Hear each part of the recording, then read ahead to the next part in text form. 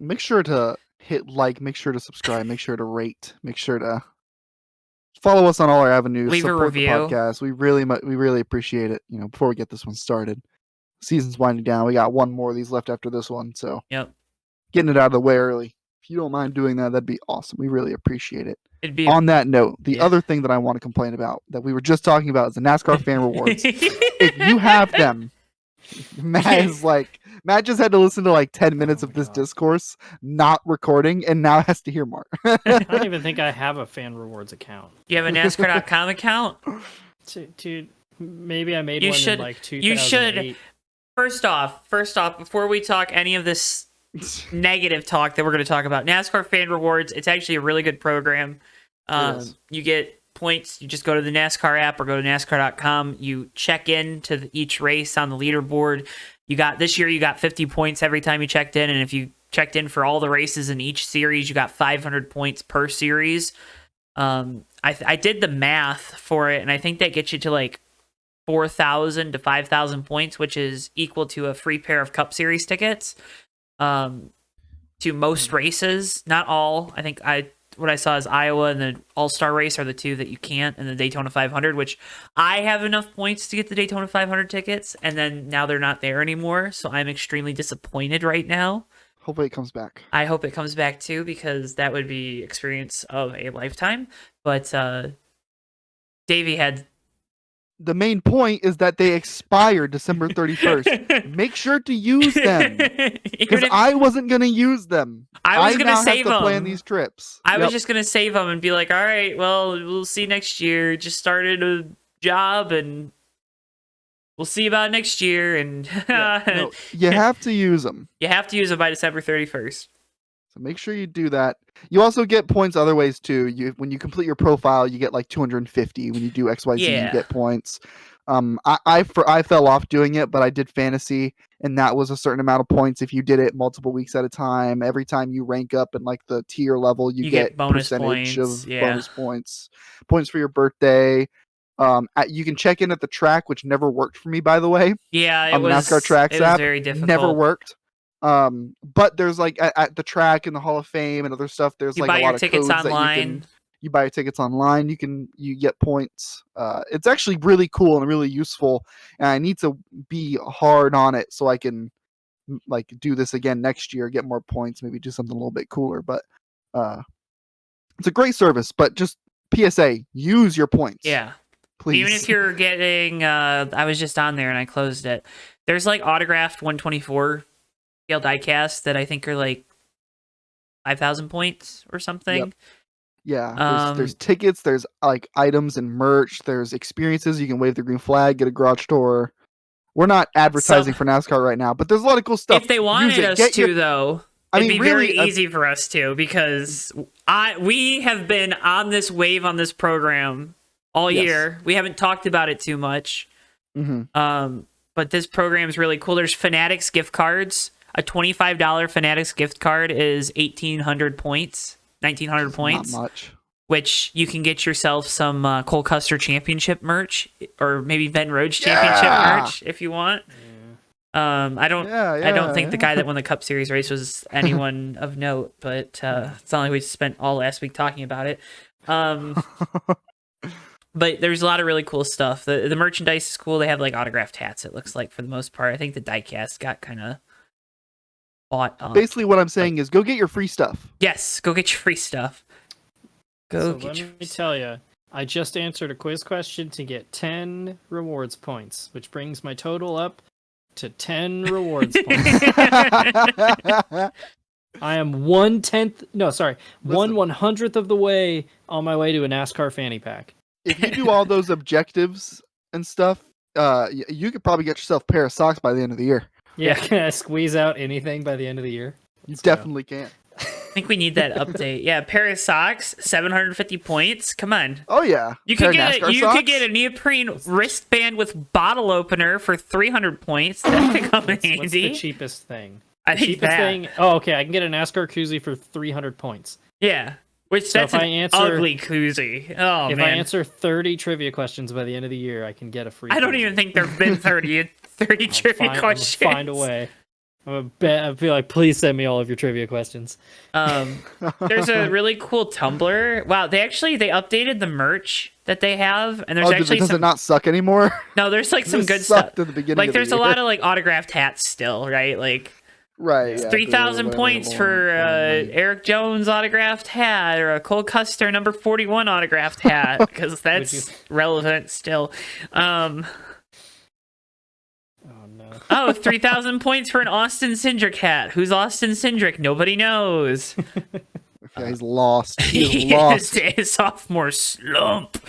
6,000 points for an autographed Ricky Stenhouse diecast, but it's not a Ricky Stenhouse diecast. It's the just NASCAR a 75 NASCAR one. Yeah, at the start of the year they had actual diecast, but like I said, I think they got bought up.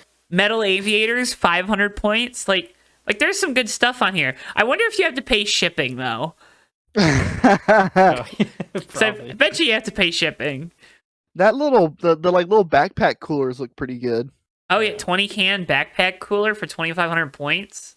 It's not bad. If it's if it's decent, like I wish it said who this product was made by because that would give me an idea if it was good or not. But just figure it out. Yeah. The computer backpack looks kind of sleek. Like there's good stuff on there.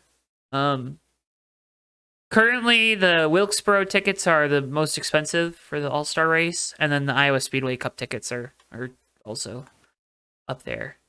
But yeah. There's NASCAR our shameless plug.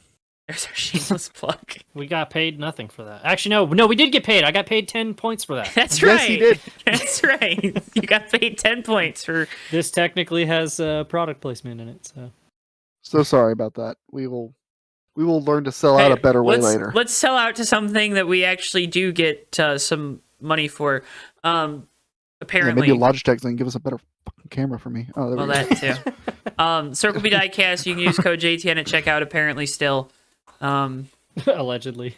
Yeah, I got that email today, and I'm like, oh, this is still a thing. We've gone away from the diecast thing because there's been some things with. We don't need to get into the weeds because we would get in trouble if we got into the weeds and this got out there. But if it does, it does. Who cares at this point?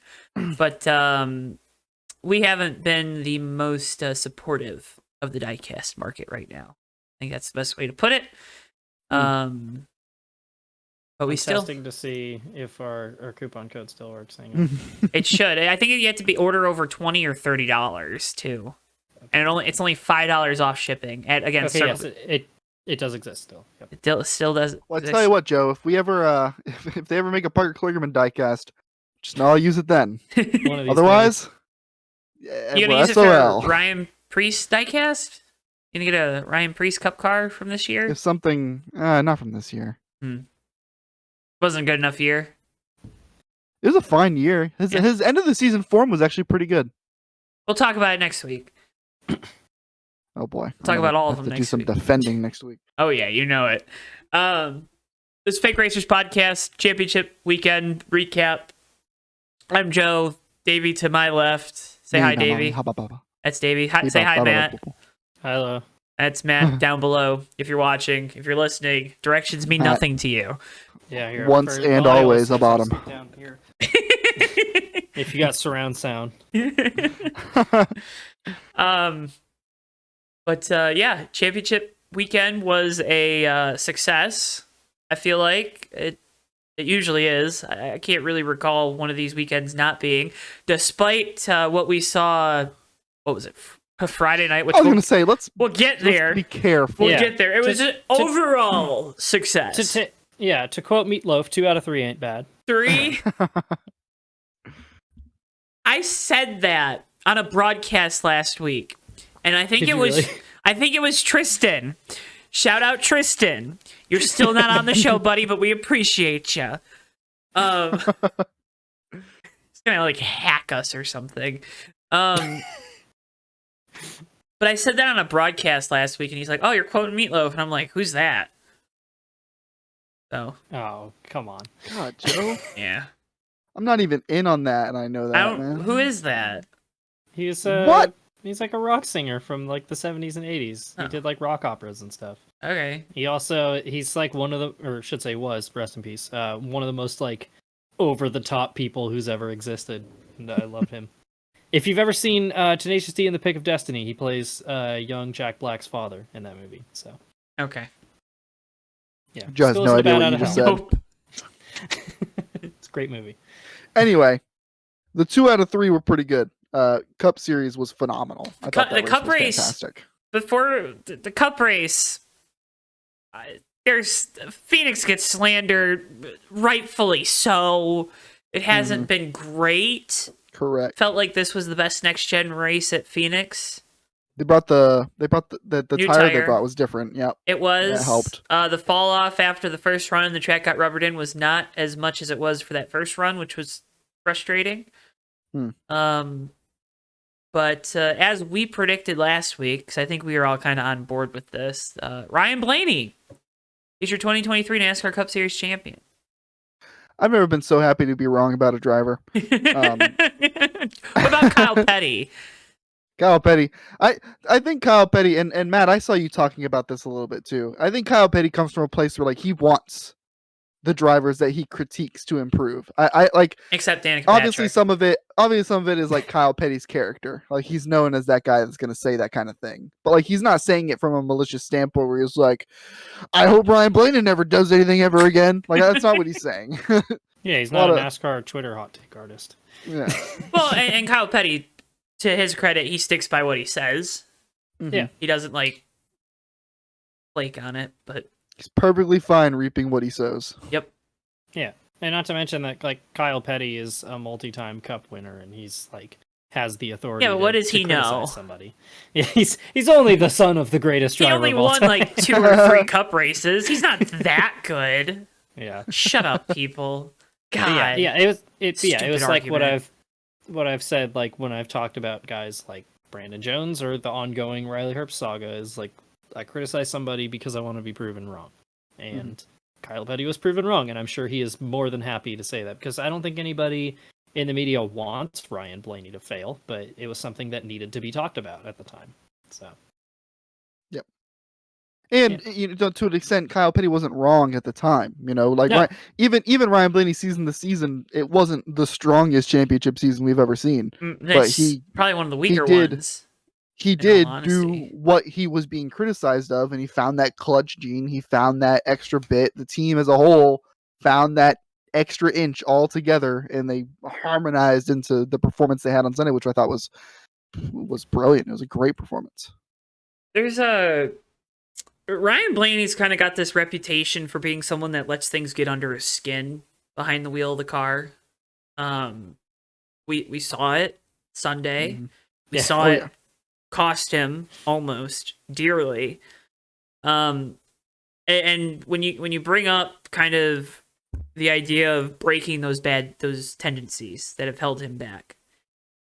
In this race, more than any other, he broke probably his worst habit of that overdriving, of that getting frustrated behind the wheel, getting down on himself.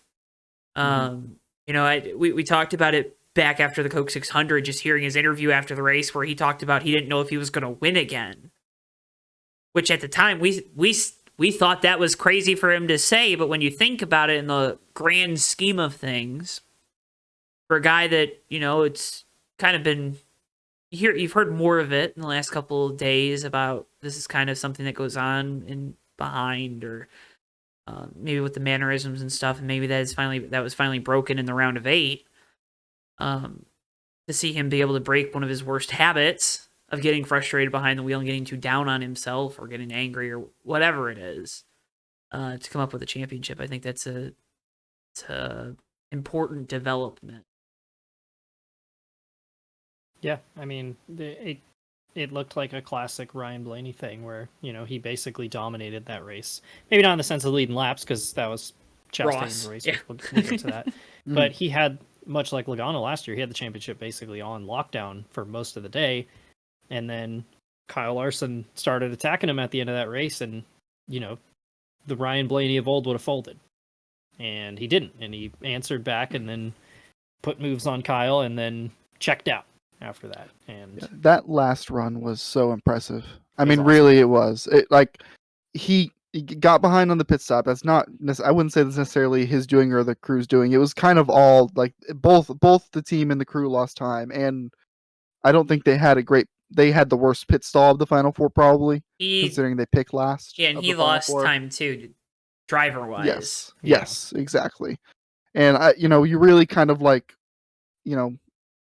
it's Ryan Blaney, right? Like everything we just said all culminated in that moment. It was like, oh man, this is how it ends. Like this is where it goes. And he even got more behind on that restart, and like his drive back to the final four front. I'm just gonna say his drive back to the front. Obviously, he didn't pass Ross Chastain. His drive back to the front after that restart was phenomenal, and it was some of the best driving I've ever seen him do. He was making every single move was correctly calculated. Like his spotter must have been on point because of the way he was clearing himself in front of the cars. Like everyone seemed to be like in perfect harmony to really get those positions and get those spots, and especially working over Kyle Larson like that. It was just so impressive, and like every move he made was the correct one, and he didn't put genuinely, he did not put a foot wrong after that restart. Just drove his ass off and took the lead. He took the championship away from Kyle Larson. It was a great performance. Again, probably the best I've seen him drive ever so far. It was phenomenal. It was great to watch too. Very exciting. Yeah, that's the thing that was impressive about that too, is because nothing short of that was going to get the job done. Like Ryan had to be perfect at the end of that race. He absolutely was. Yeah. Oh my god, I lost my voice there for a second. Yeah, like super impressive, and it's one of those things that we've talked about. We talked about Kyle Larson a couple of years ago when he had that breakout, and Chase Elliott's gone through it, Christopher Bell's gone through it, now Byron. Is that guys can win a race, but it takes that. I don't know exactly what it is, but it takes that elevation to become the guy week in and week out. And it seems like over the last 2 months, that's Ryan's finally taken that step. And I think a big part of it is, just momentum. People like to say that momentum doesn't exist, but a big part of it is mental. Like, you get that win at Talladega, it's like, okay, got the monkey off our back. I know they won Charlotte earlier in the year, but still, that's like... It was a long time. 10 or 15 races without really competing, and then put on a clinic at Martinsville, probably could have won at Homestead, and at that point, it feels like the only thing that's going to beat you is yourself at that point. So, and I think we're going to see this carry into next year. I really do. So I think he's finally taken that next step. Especially with that new Ford. Yes. Oh, yeah. Yes. That new Ford. It really looks like it's going to be making a lot of downforce on the front. It was designed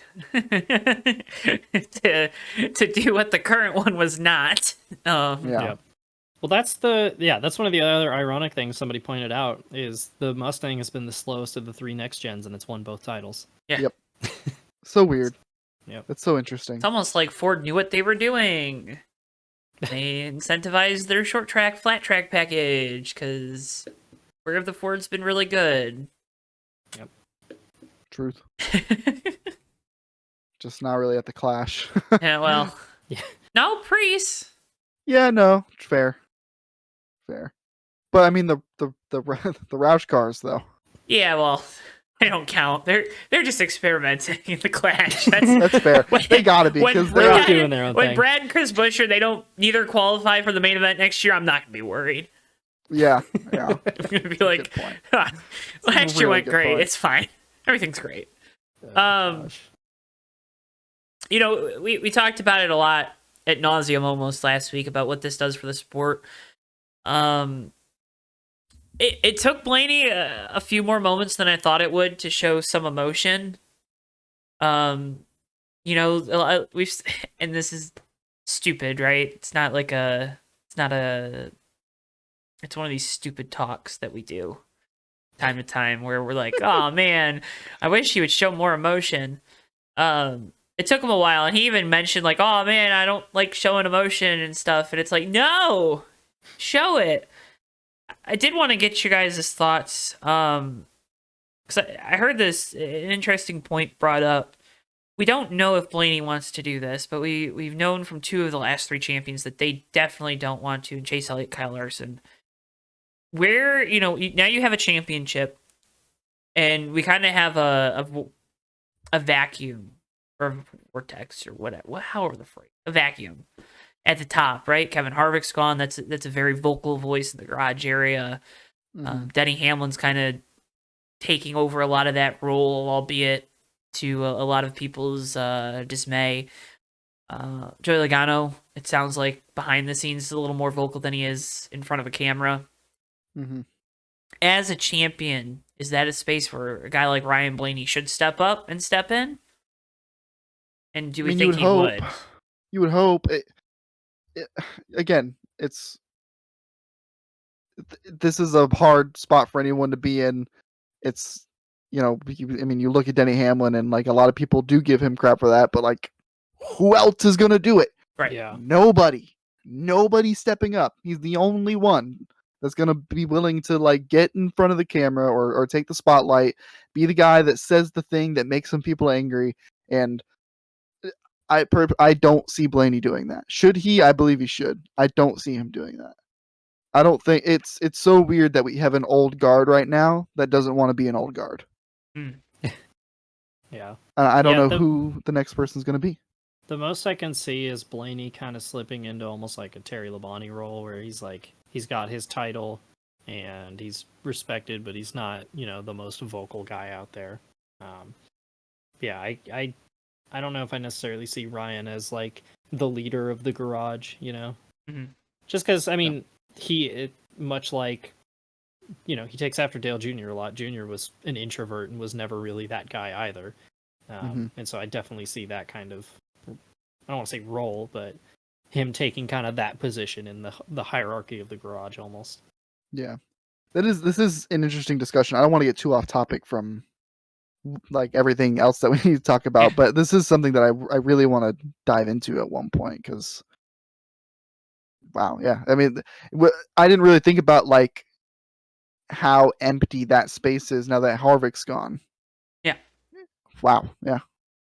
Because Kyle Busch has said he doesn't want to do it because he already says that no one respects him anyways. So, which is typical Kyle Busch. His like little chip that he puts on his shoulder. And that's what good athletes do. But Larson, Byron, they don't have enough at the end. Christopher Bell is the non-factor. They had a brake issue early. How do you overcome kind of, if you're William Byron, it feels like this was your championship. 6 wins on the year, most consistent, probably should have been the regular season champion. If you're Kyle Larson, you're Kyle Larson. If you're in the Final Four, you feel like you should win it. Christopher Bell, I think it's pretty easy to write off what happened there for the 20 car. They lost a break. Boom. But if you're William Byron specifically, because he hasn't had to go through this before, right? Kyle Larson hasn't either in the same sense, but he's won a championship. And Christopher Bell had to go through not winning it last year. But if you're William Byron and this is your first off season now, career year, people would probably have said that you should be the champion. That like to make the arguments about shoulda, woulda, couldas. How do you reset, refocus, rebound in 2024 to try to build on this year and not fall back to where you were? You just got to forget this year. You have to. What momentum do you have from losing the championship? Honestly, with a whimper. They weren't good at Martinsville, they were never in serious contention to win the championship at Phoenix. They never looked like the car to beat like Larson did at some points, and largely Blaney did. Christopher Bell, like you said, that's easy to write off. It's a mechanical issue. And he's been in the Final Four the last 2 years. It sucks to not make it through, but you can get there. The belief is there. But honestly, if you're William Byron, you just have to move on. You just have to look forward. Maybe forget isn't the right word, but you do have to focus forward. There's nothing that this season has for you that's going to be worth it to focus on other than like what you learned. Yeah, I think that's the biggest thing, is rather than boil it down to, we failed at Phoenix, it's like, we won 6 races. It's more than anybody. Like, Byron was, for a good portion of the year, the car to beat. And so I think that's your takeaway from it. And, it's almost... I know Blaney just did it, and Kyle Larson just did it 2 years ago, but it's like, it does seem like a tall ask to ask somebody like, this is your first trip to the Final Four, you have to win it this year. Mm-hmm. Because if they keep running like this, they're going to have more chances. Mm-hmm. Yeah. If I was a part of the 24 team, the message I would want to hear is, let's keep going. Yeah.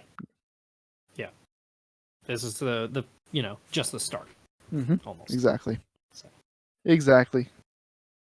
Ross Chastain made history. Trackhouse made history. They become the first team in the Cup Series to win the championship race, but not be in the Final Four. That was awesome, by the way. That was so cool. Ross Chastain, he did not care. The hell out of Ryan Blaney, which he should, which he's allowed to do. Absolutely allowed to do. And from like some of the analytics that I've seen, like that one account that posts like, if the last 50 laps at Phoenix ran green, here's everyone would have finished. And Ross was like 4th. It's like, fair enough. Fair enough. Fair enough. He drove that hard. But that was really cool. Ross Chastain just ticking off the list of things that need to be done for the first time. Yep. I loved his quote. I'm sure he was mad. I did not care then. I don't care now. Yep. That's great. Oh, I love that. That's freaking cool. Oh, Ross Chastain. Listen, I know there's probably an analysis to be made here. All I can come away with this from, I don't know, words. He's turning me into a fan of him. Just make sure. Oh my God. Just make sure this is the Ross we get 36 weeks next year, because holy crap, the one that we saw in the middle of the summer, what was that? Ross Chastain is the best when he does not give a damn about you, does not give a damn about your team, does not give a damn about what badge is on your car, and says it how he sees it. Mm-hmm. Because that's what he did this weekend. Victory Lane, he's talking about how, oh man, it was so cool to race with Kevin Harvick at the end, and being like, he's just talking about playing on the GameCube. Like, Ross Chastain, we talk so much about Blaney being, can he be the next superstar? Ross Chastain, can you imagine Ross Chastain winning a championship and what that could do? Oh my gosh, that'd be amazing. Because in this day and age, a guy like Ross Chastain appeals to the people. Oh yeah, and watermelon farmer from not even that, just nowhere, Florida. Just he doesn't care. Like that is so appealing, right? Yeah. That's what we all strive. That's what we all strive to do. Just don't care. It's all. I mean, he really is like the whole package as far as like personality, the driving style that is like. And honestly, I don't even think he's he's not like a dirty race car driver. He's not like Dale Earnhardt would spin you out. Like Ross Chastain isn't going to spin you out, but he's certainly going to get there, and he's certainly going to not care if he does. Right. He's not going to take extra care to, avoid you. I just love it. And, there's a lot of potential there with Busch going there next season. He talks a little bit about that. That's a big, heavy duty, friggin' big name sponsor that could put a lot of work into marketing him. And, there's a lot of people saying that they can't wait to drink the watermelon Busch beer, which is awesome. I think that's so cool. I freaking hope that happens. But there's so much potential there with Busch going there. And that's, and that's kind of like a testament to what Justin Marks is building at Trackhouse. That's exactly what he wants. I mean, that's going according to plan. It's really cool. Yeah. I can't help but like Chastain every time he does anything. It's just, he's so much fun. Yeah, Dave, you mentioned it a year ago, but he is very quickly becoming the new Dale Earnhardt with that don't care mentality, what you think. And much like racing Dale Earnhardt back in the day, Ryan Blaney learned very quickly about choosing your battles, because Ross did not care. And it was like, you can flip him off, but Ross is not going to race you any different. The quotes about Ross being like, I can see him moving around in my rear camera, but so I figured he was mad. It's like... He was like, I think he hit me on purpose, and then Ryan Blaney gets told to go. It's like, I hit him on purpose. And the best part is, I don't think Ross cares. He's like, yeah, I would have hit me on purpose too. Yeah. And that's the thing, right? It's he's not going up there yelling, complaining, screaming. No. Right? No, I mean, the prime example, you can go back to Pocono last year where Denny got him back and Ross just took it on the chin and he was like, yep. Whatever. He literally said, I guess I deserved that, huh? They went into 1 and 2 and he knew everything that Denny had said about what he was going to do and he did not back down. He was like, well, let's do it. Come on, man. Let's razzle dazzle. I freaking love that guy. Show me. Rockstar. Yeah. Ross Chastain, top 5 driver over here. Cole Custer, he makes good on the demotion. Racing Redemption at his hands, the wheel. The wheel. He shot. So there's something to be said, and they talked a lot about this because it was Nemechek and Custer battling for this championship. There's something to be said about 2 Cup Series drivers because at the end of the day, Cole Custer is a NASCAR Cup Series driver. I was thinking about this the other day. I don't care what anyone says. John Hunter Nemechek is a NASCAR Cup Series driver. We saw enough out of him when he was at front row to say that he should be in the Cup Series. He chose to go back down to trucks to win, to rebuild, to join Toyota, and it's going to pay off because he's going to be with the Toyota team over in the 42 at Legacy. You think there's more support coming over there for that team next year that should improve their performance, and they had a pretty strong performance this past weekend with Eric Jones. That's why I got the hat on. Cole Custer, on the other hand, is staying. Yes, I need one of them really bad. Nice. Super nice. Hey, when you come to Charlotte in May, go to the Team shop store? after we go to Truck House, and yeah, it's right down the road from Truck House Motorplex. Wow, cool. Anyways, so you got me off topic, but Cole Custer, he got demoted, right? There's no, you can't say that he didn't. You can't say that he chose. He got demoted. I have always been on the wagon that it was not fair because they never changed anything with that 41 team. They kept it the same for 2 years, 3 years, however long it was, and said, oh, man, you must be the problem, Cole. Makes good on it, though. Wins the championship. It's Stewart-Haas Racing's second Xfinity Series owner's title, their first driver's title. I don't know if there's much more to say besides Cole Custer is a Cup Series driver. There really isn't a good reason why he's not in the Cup Series. And, yeah. I won't lie, I completely forgot he doesn't have a title already, because like when it happened, and I was like, oh, he got another one, and then it was like, oh, wait, no, he didn't win one. I was like, whoops. There isn't much more to say about the Cole Custer stuff because he got his redemption, and it was he also drove his ass off, much like Ryan Blaney. Didn't put a foot wrong. A hell of a drive at the end. Yeah, and that race was phenomenal. If Friday night was everything wrong with the playoff format, Saturday night and Sunday was everything good about it. It's everything that I ranted about the other like a couple weeks ago on the podcast that like I couldn't quite coherently put together, but knew that I felt. The championship four wide off of turn 2 at Phoenix late in that race was everything good about the playoff format. Oh my god, that was phenomenal racing, a phenomenal battle. Every single one of those drivers did a fantastic job. I cannot say enough about how good the Xfinity Series race was, and just the Xfinity Series in general. Absolutely phenomenal. If you weren't able to watch it, go back and watch the final laps or the highlights or something, please, because it was great racing. Great racing. I just had to make sure that was known. Yep. Another classic. I think all the Xfinity finales at Phoenix have been pretty good, honestly. This one is, I think, the best one so far. But they've all been pretty good. You didn't have anyone dive bombing into the final corner to win, but whatever. Yeah. Oh my gosh. JRM still can't win a title though. Yikes. Yeah. What are you gonna do? Matt has moved on. Dude, I'm just used to it at this point. I said it last week. I'm ready to be hurt again. So. I say they can't win a title as they've won 3, but those have been with generational drivers. Yeah. To be fair. So.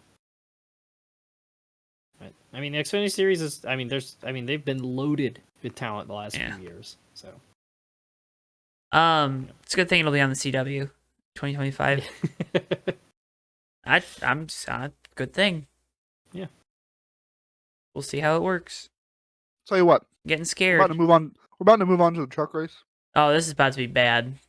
There's no shortage of shit to talk about with this one. Okay, so Ben Rhodes wins the title. He gets drunk in his interview because he had to follow up on his first one. Cool. It was fun. Imagine if he wins a third. Oh God, what's gonna happen? Gonna have to get high or something. He's gonna get some like crack cocaine. Ben Rhodes is doing black tar heroin on the front stretch of Phoenix. I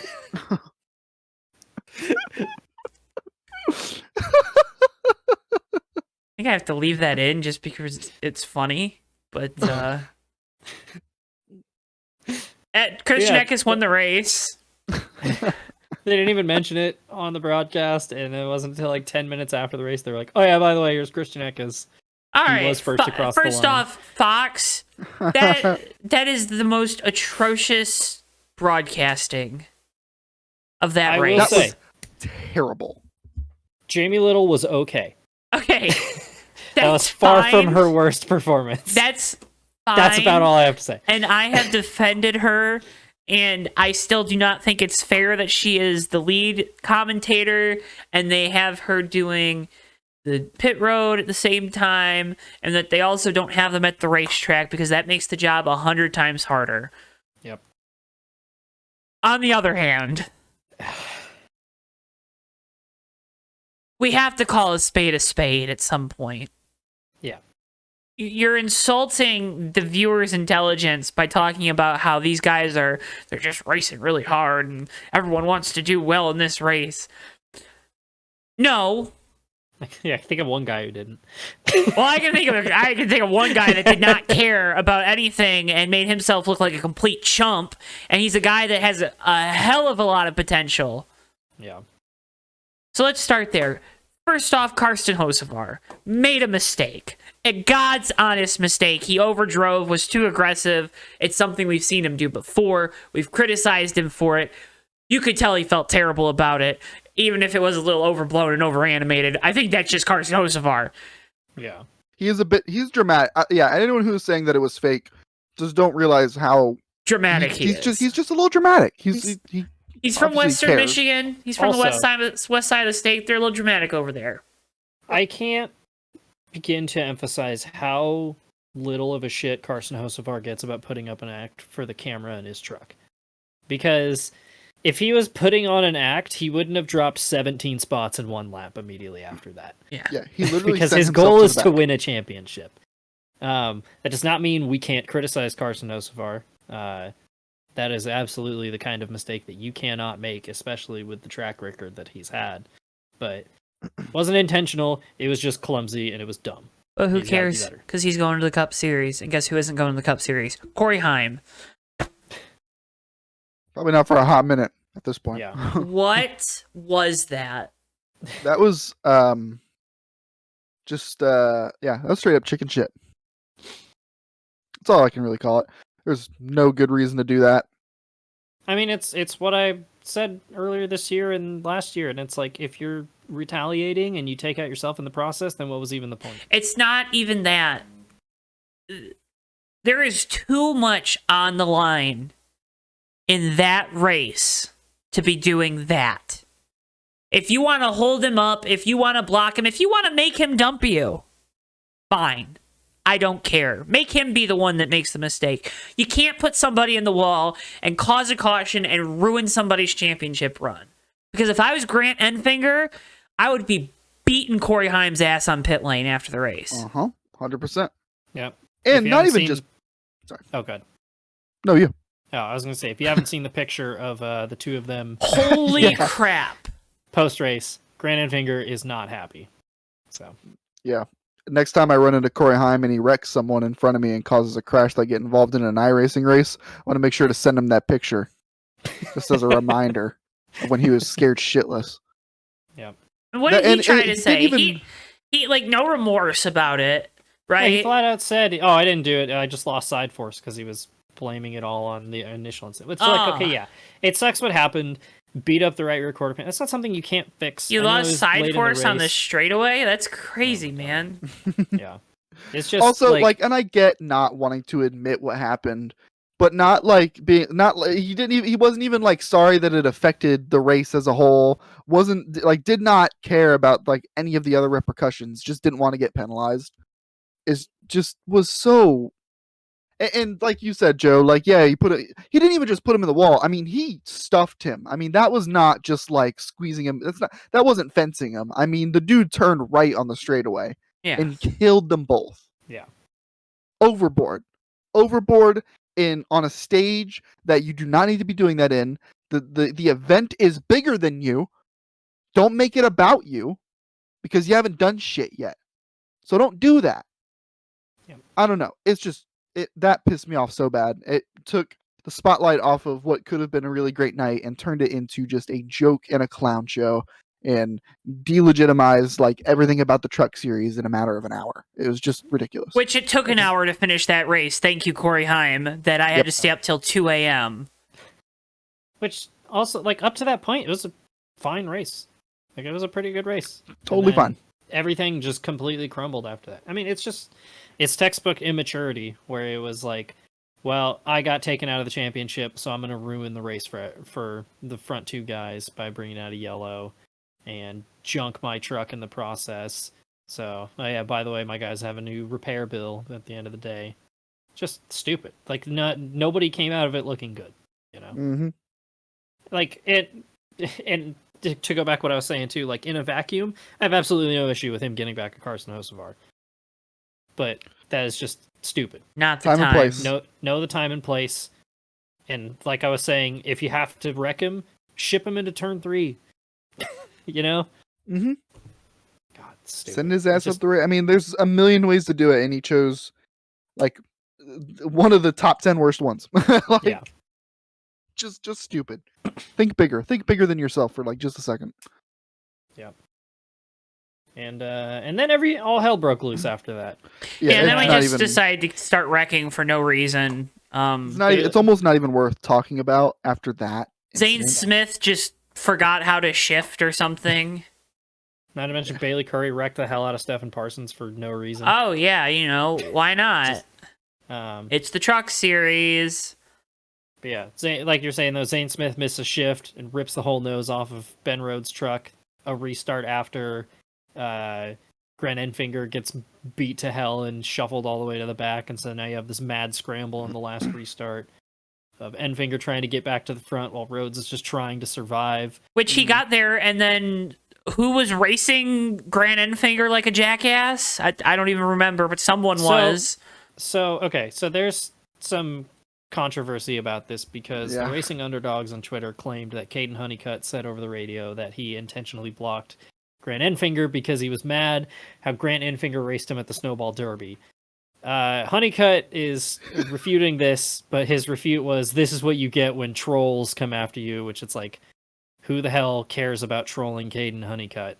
You're 28th in Truck Series points. Yeah, like so I'm not to mention that like Racing Underdogs I feel like is a pretty legit Twitter account, and calling somebody a troll is like the quickest way to, it's like the ultimate internet punk ass move. Yeah, when someone says, "Yeah, the trolls are after me," that definitely makes me think that they're right. That definitely makes me think they're telling the truth. I'm being canceled. Yeah, it's like okay. Okay. So they're right, is what you're saying. They're right. So who knows? But yeah, a guy who was 28th in points may or may not have directly influenced the finish to the Truck Series Championship. So gotta love it. Truck Series, baby. Great series. Great. For the love of God, get this series off of FS1. Just put it on a network that cares. Honestly, I would rather have Dale Jr. and Clint Boyer and Tony Stewart sitting in a bar commentating this race than whatever we watched. Okay, because at least at that point. At least at that, why aren't we doing that? Yeah. Legit, why aren't we doing that? Because money. Because Fox doesn't care. Yeah. Because they directly profit from making it as cheap of a broadcast as possible. It's just sad. Yeah. There was like an honest to God battle for the win between Christian Eckes and Chase Purdy. And they just Didn't show it because Ben Rhodes, he's gonna win the championship. Yeah. Which to be fair, NBC did not show Ross Chastain doing any burnouts, which is crazy. Or smashing the melon. Yeah, there was one fan view of it. Ross is down here victory lane. He's just eating his watermelon, drinking his Busch Light. Yeah, not even a picture-in-picture. It's not like Chase Purdy was trying to get KBM a win in their final race.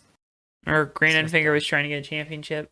Yeah, which I get you got to show that, but you have the technology to show two things. Do they though? Did they pay for that package? I don't know. Yeah, I don't know if they know how to.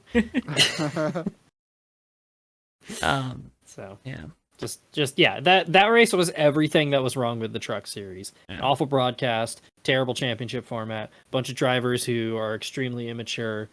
It was so bad. Terrible driving standards at the end. Oh yeah, also the restart zone was painted in the wrong area. NASCAR was just whatever. The truck team said it was okay.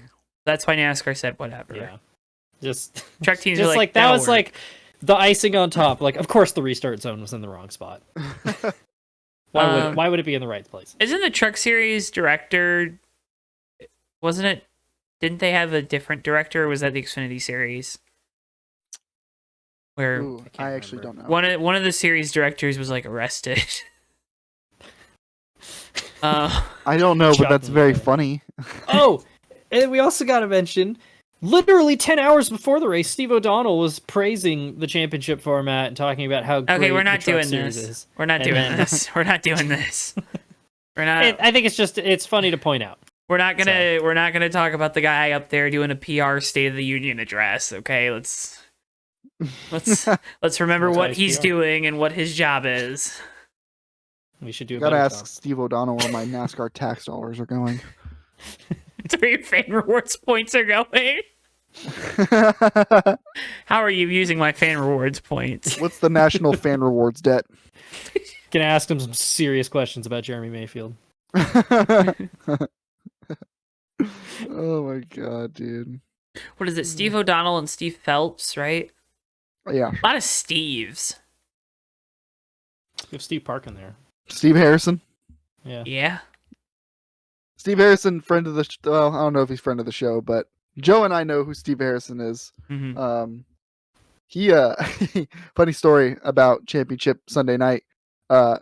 He was out there. He was able to glean some confetti that came off of the Blaney car for our other friend of the show, Joseph Weaver, which is really cool. He's a big Ryan Blaney fan. Yep. And he was out there, and they're like, "Hey, get up on stage!" And he got a picture with Ryan Blaney. What? On the championship stage. That's sick. He walked up there. He's like, I guess he asked him what he did because obviously this person works for NASCAR. He's like, I do IT. And Ryan Blaney was like, oh yeah, I break shit all the time too. It's like, it's very funny. Let's get Steve Wallace back in there while we're at it too. He's probably not. But yeah, that Truck Series, you gotta do better, man. Yeah. Will they do better? No. Should they? Yeah. Because the worst part is, two of your longest standing teams are gone now. You're too long. What? Truck Series future is. It's just Thor Sport, right? Thor Sport. Really, why are you going to the Truck Series at this point? What is the draw?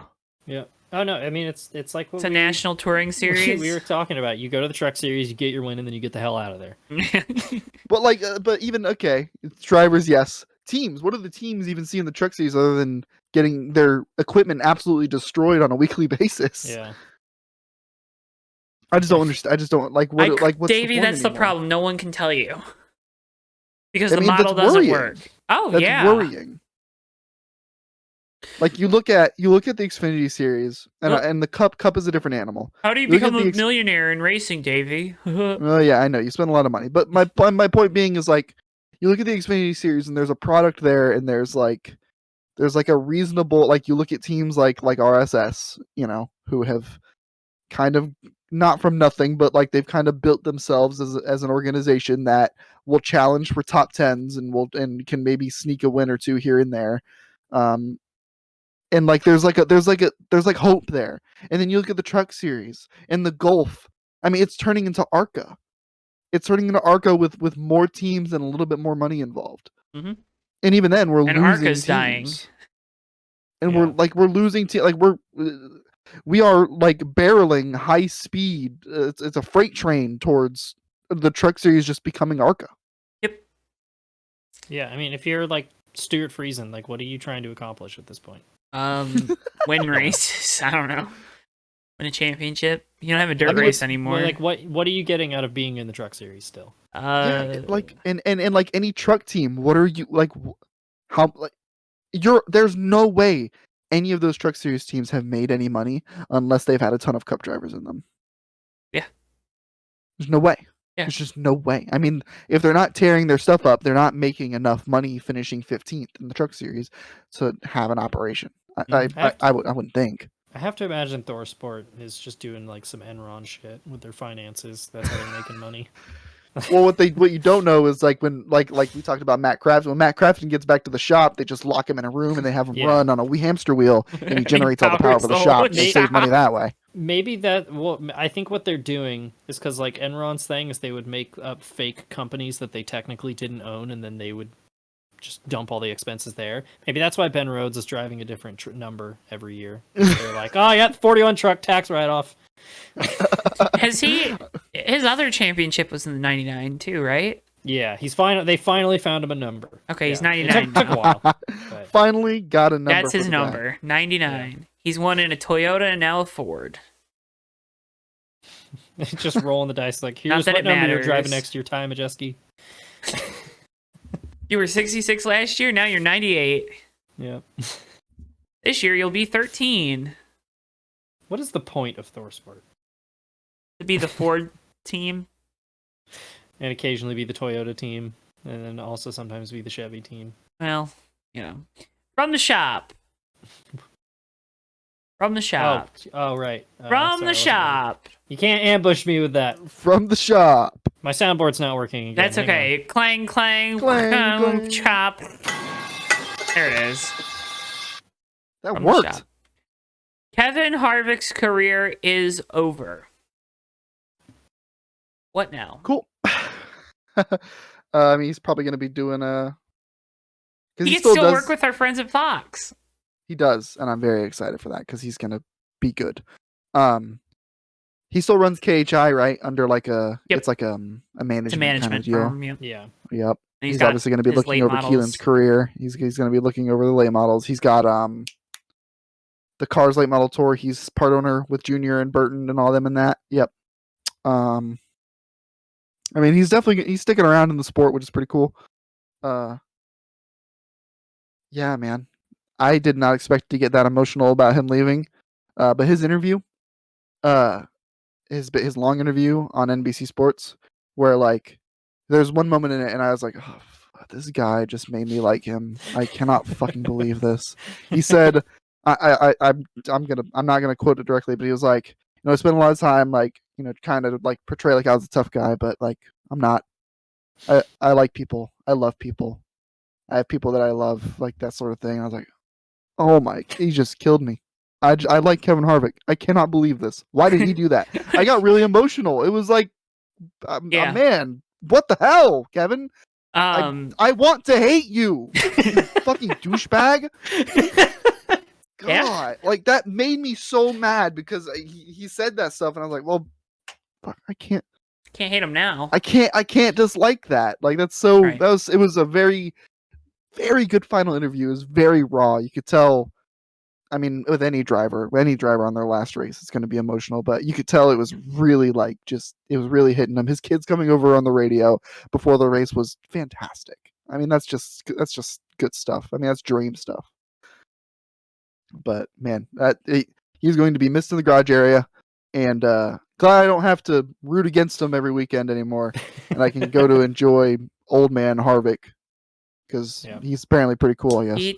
Bastard. He talked about wanting to portray these guys as the rock stars that they are, which I think is something that we've talked about it. It's something that we severely lack with the coverage. We talked about it when AJ won at the Roval a couple weeks ago, where this is the Cup Series. It's hard to win here. It's supposed to be hard. To have someone that's going to be, the voice of your series for hopefully a long time, because he's really good at it. To have him already from day one setting out to show that these guys are these larger than life characters. I mean, he straight up brought up the fact that, like, F1 drivers are looked at like they're gods among men, among race car drivers.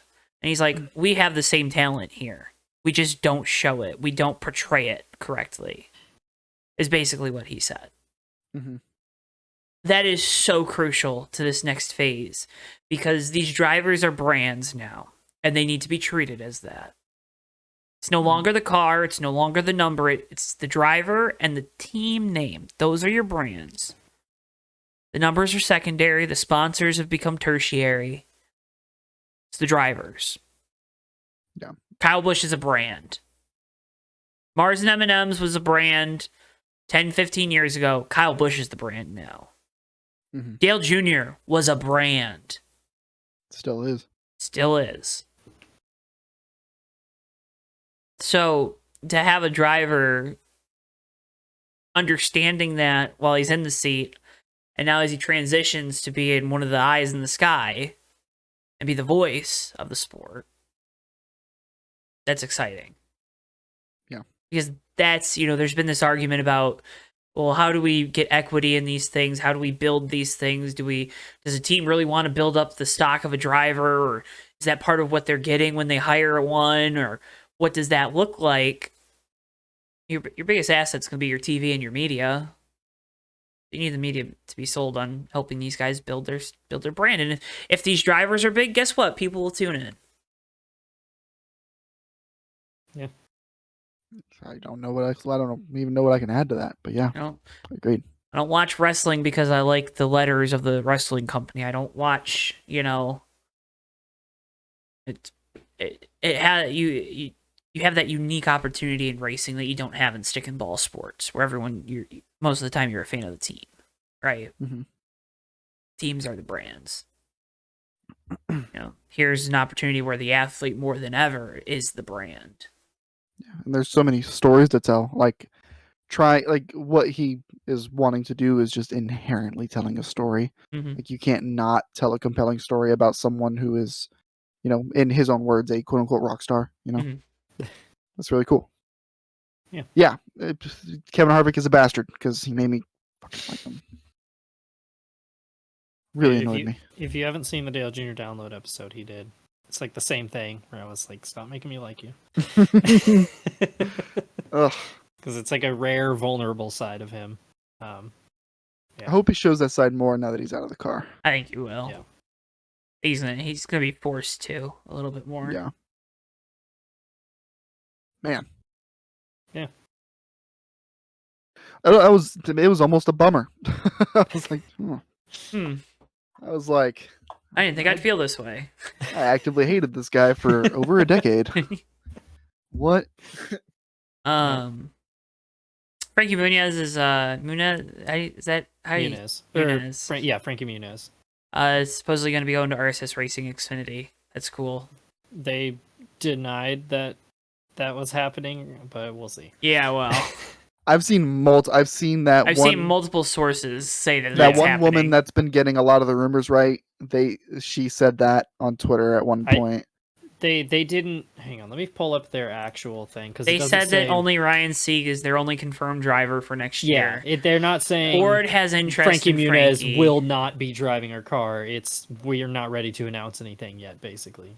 So it's like, okay. So the ink is not dry on the paper. Yeah. Okay. Either way, though, it's just funny to go back and be like, you're watching Malcolm in the Middle in 2001, and you're like, in 20 years, that guy's going to be driving in NASCAR.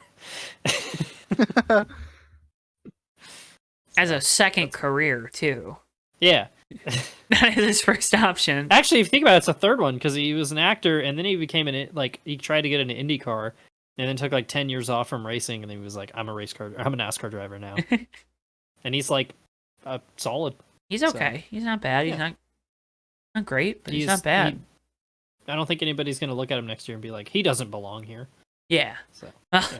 At least he's not going to the Truck Series, you know? Yeah, he's skipping over that part. So, yeah, hopefully that comes together. I'd be happy ABC. for that, so. It'd be pretty cool. All right, bottom split moments of the week, fellas. Real quick, another one from the shop. Oh. For anyone who's a short track racing fan, I know I'm not really a big short track racing fan, but I do tune into this race every year when I can. A lot of NASCAR drivers on the provisional entry list for the aforementioned Snowball Derby. If you are an Eric Jones fan, Joe, that's me. He's racing. Derek Kraus is going to be in it. Noah Gragson, Carson Hocevar, Sammy Smith, Carson Quapple. Let's see. Anyone else? Ryan Preece is in there. Pretty cool. Time of Jeski. But yeah, a lot of NASCAR names in the Snowball Derby once again this year. If you're into that, and usually it's a fun thing to turn on the weekend and have a look at. When is it? It's like December. I don't remember. Hold on. It's coming up. We won't be here to remind you when it's coming up. We probably won't, but you would think this article would have the actual date that it's happening. Oh, Gragson's running it too. Yep. That's Jake Finch. Gragson, Byron, a bunch of people. Oh, Byron. You didn't mention Byron. Did I not mention Byron? Yeah, William Byron's in it. Wow. Pollard, obviously. Didn't win the championship, and you're already discounting him as a Cup Series driver. He's not a Cup driver. Hey, what do you do? You know, I got to go out there at one point because that's in Florida. You know, I gotta make my way out there for it. Yeah. One time. It's never a great race, but no, it's always more interesting to see the tech after. You know. Yeah. Which is just a whole. That's a why I whole don't mind thing. watching it on the TV. Yeah. I came to the tech inspection and a race broke out. Looks like late November. Okay. Just keep an eye out. If you're on Twitter, if you're watching us, you keep up enough. Yeah. For this, you're probably chronically online, like we are, so. Exactly. All right, bottom split moments of the week for the final time this year. Woof. If Noah's listening, the ending to the USRL Cup Series race at South Boston Speedway was definitely a bottom split moment. Well, okay. It was a pretty good race overall. For like what it was, everyone was complaining. Everyone hated it. I thought it was okay. It was a short track. It wouldn't be a USRL short track race if everybody wasn't complaining the entire time. Yes, precisely. Yeah. I didn't hate it all that much, but the way things kind of worked out with the way we lined up on restarts and stuff, I ended up kind of in a crappy position trying to get kind of through the field. I led a decent amount of laps. Cam was kind of dominant, but anyway, Noah was leading, and I was fighting Cam right behind him, with like 2 to go.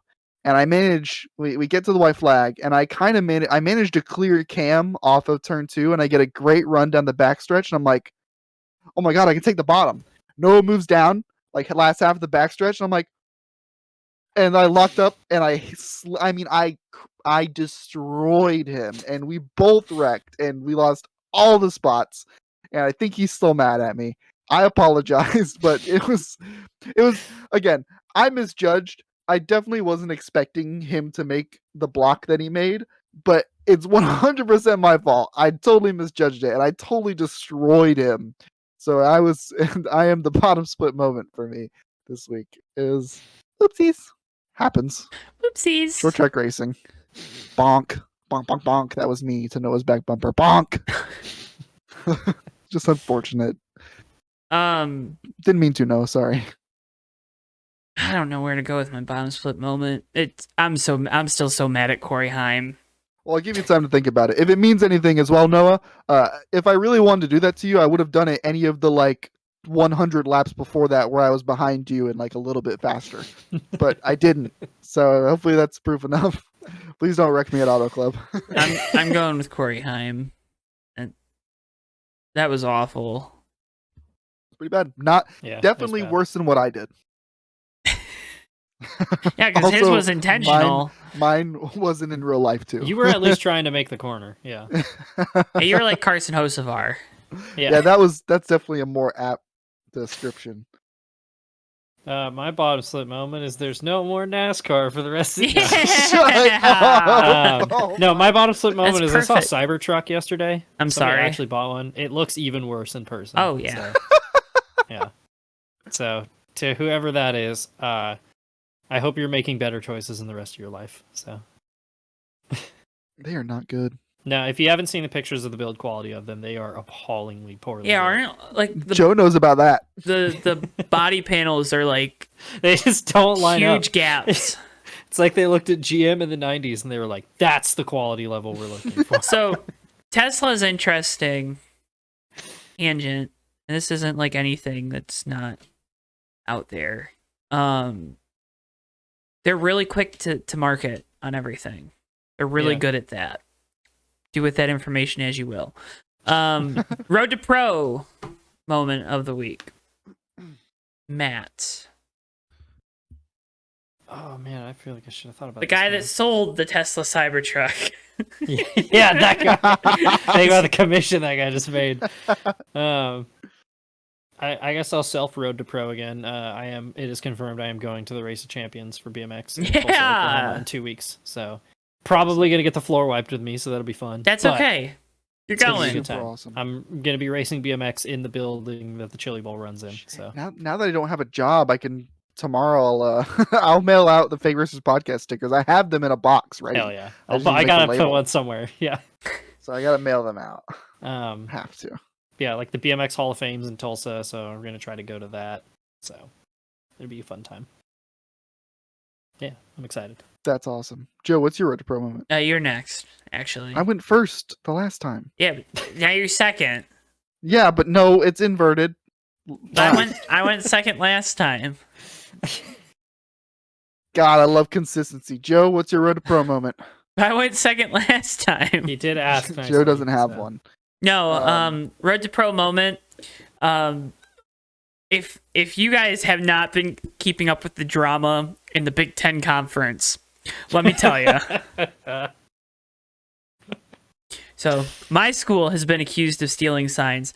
Yes, we 100% did it. Sounds like it's yes, it definitely happened. It's just about proving if head coach Jim Harbaugh actually knew about it or not. Sounds like because nobody likes Jim Harbaugh because Jim Harbaugh doesn't like the NCAA, and everyone just wants to keep the NCAA because the NCAA is great according to most people, even though it's a terrible organization. Oh, and don't forget, last week.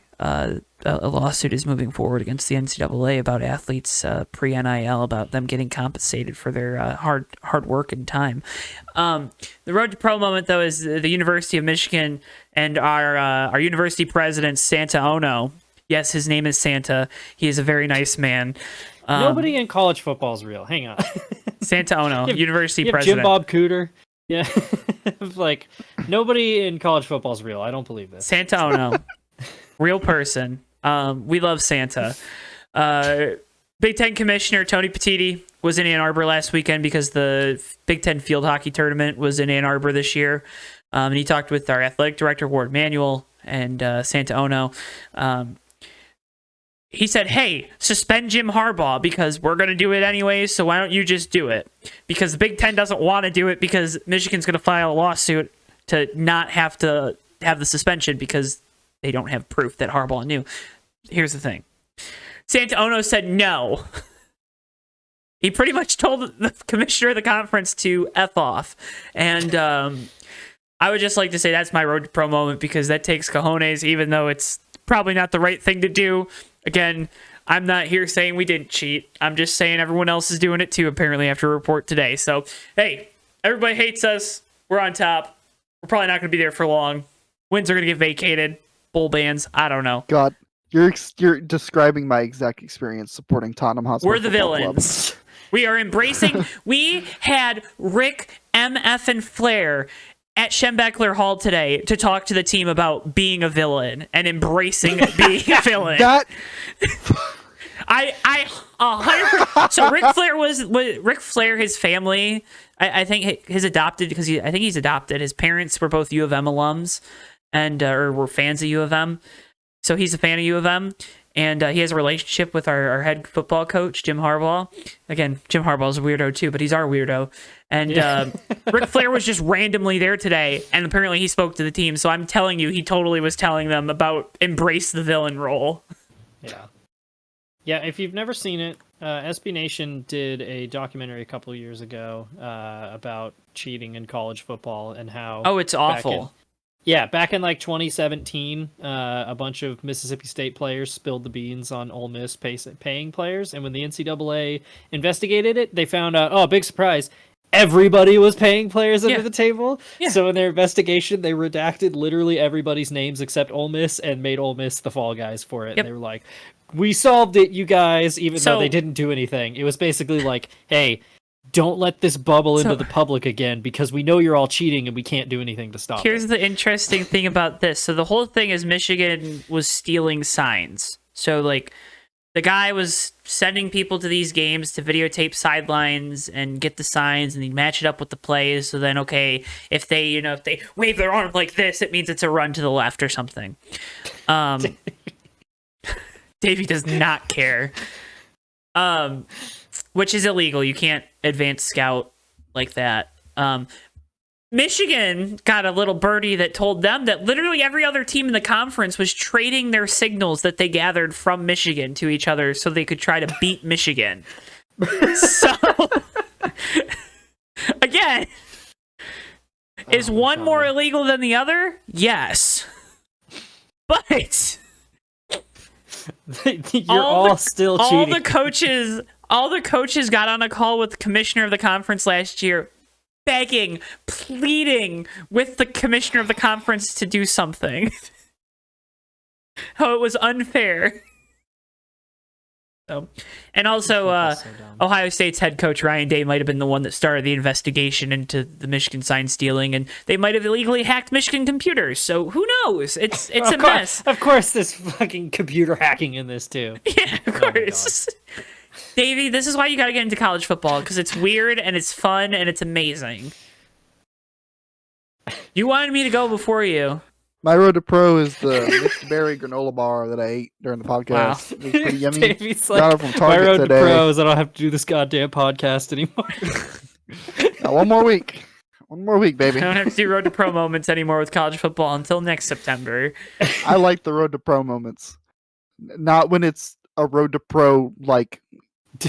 off topic, like, soliloquy. You know what I mean? Listen. There's so much going on. I gotta inform the people. Right. Anyway, that granola bar was really good. Go to Target, get yourself a made good mixed berry granola bar. Absolutely delicious. Not sponsored. They should though. Yeah. Please sponsor us. I will sell out so good. Like, I don't think you understand. If we start making money, I will sell out so hard. Fake Racers Podcast is completely funded by viewers like you. Thank you. For now. Until we don't need to give a shit about you. Remember, we don't have a Patreon. All right. Remember, folks, you can follow at Fake Racers on Twitter to stay up to date. On Threads as well, on Instagram. Threads. Mainly X right now. But yeah. Twitter. Wait, I thought we weren't calling it Twitter. Who cares? Mainly Twitter. I don't. At this point, they mean the same thing. Like, yeah. Okay. You say X, I hear Twitter. You say Twitter, I hear Twitter. I don't. Whatever. It's a tweet. Yeah, it's a tweet. Elon, who cares? Remember to subscribe to us here on YouTube, JTN2. Also, you can follow the podcast on your favorite podcast platform. Turn on automatic downloads, so it downloads it to your phone immediately. I'll kiss you if you do that. Fill up your entire phone space with Fake Racers Podcast episodes. Download everyone. If you can prove that you downloaded every single Fake Racers podcast to any device, I'll send you $10. You know, that challenge doesn't seem difficult enough for that level of stakes. Every single Fake Racers podcast downloaded to a device. I need you to go on airplane mode and show me that you can play every single one. I'm going to do it right now. Have fun. That's a lot of episodes. That's a lot of episodes. That's like over 2 years. Have fun. Yeah. Oh, Spotify doesn't have a download all option. Oh, wait, yeah, I wonder why. Damn it. You win this round, Hazard. Oh, man. Thank goodness. at JoJo Network here on YouTube, on all your social media platforms as well. Appreciate it if you can follow us there. Help support us. We're almost to 1,500 subscribers on the main YouTube, so That's thank awesome. you. It rules. Yeah. Yeah, I don't have anything else. I'll be streaming Auto Club on my Twitch, D7H5 with an ER at the end. US World Cup Series. Hopefully it's not my POV of getting absolutely thrashed by Noah Joyce. It's about to just paint a target on your back bumper. Kind of hope it is. I need to put Tony Bridinger on my back bumper. He won't wreck me then. Wow. Oh no. Wow.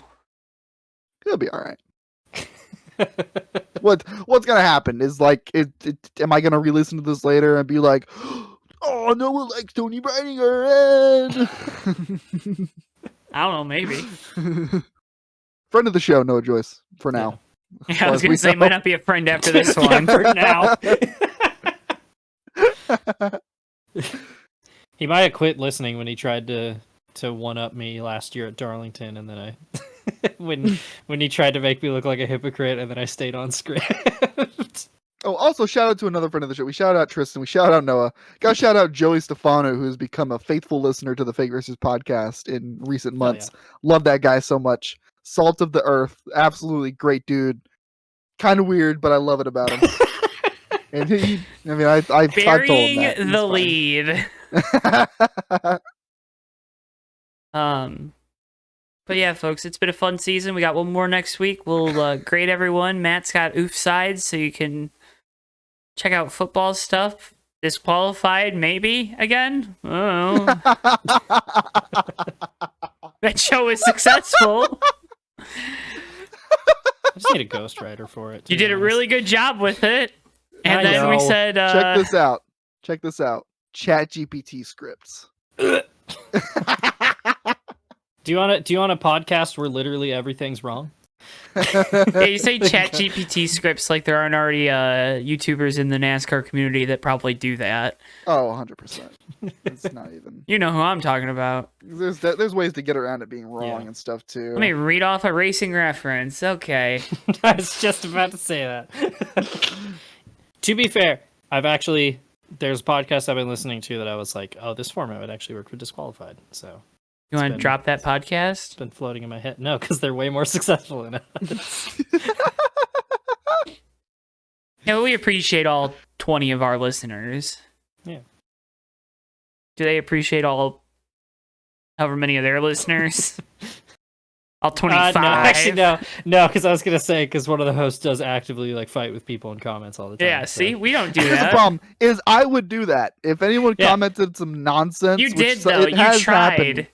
Yeah, it's too personal. It was on the Chicago one, and then they just didn't respond because they're like, wow, you guys are a bunch of children. And we're like, yes. Okay. Sorry, you've lost all the joy in your life. If you remove the word like from your vocabulary, the video would only be 30 minutes. Thanks. Cool, dude. That's totally just not real. Yeah. If you removed your comment, we'd be a lot happier, but here you are.